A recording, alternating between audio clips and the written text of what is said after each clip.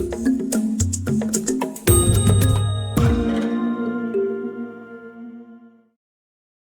guys, it's the MedStudier here today, and we're going to be looking at tuberculosis.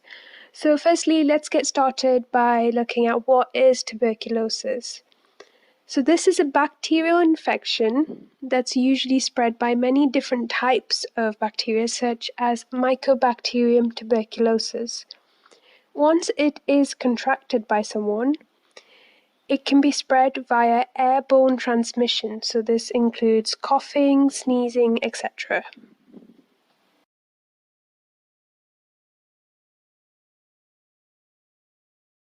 So how does the bacterium reach the lungs?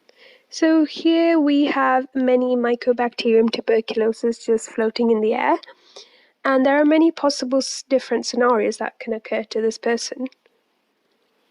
So number one, the TB doesn't reach the person, i.e. it's not inhaled into their lungs. Number two, the TB is inhaled into the person's lungs, but the bacterium is destroyed by macrophages. Number three, the macrophages cannot destroy the bacteria, however, the bacteria doesn't multiply.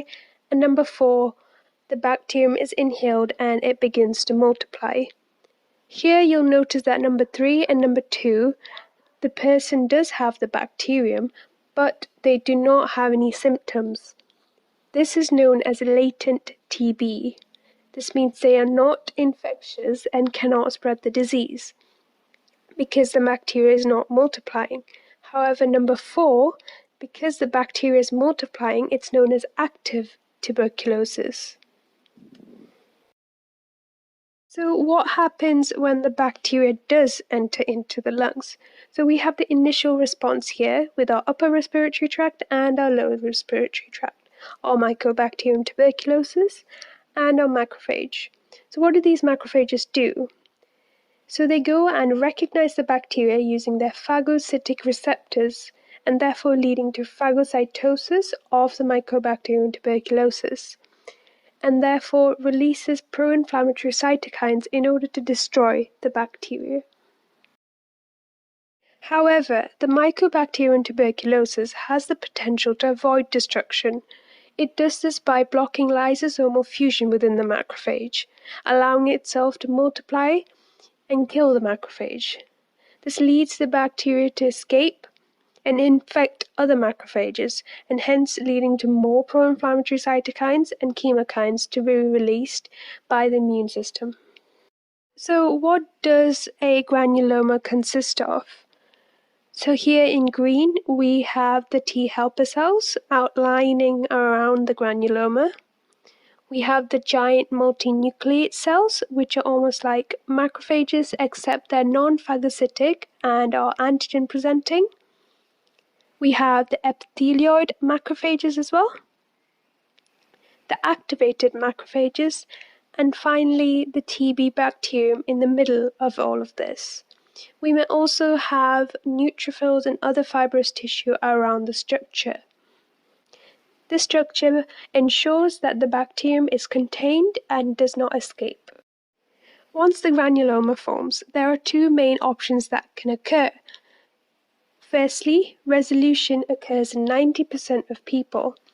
Here, the individuals are usually healthy and form a stable granuloma.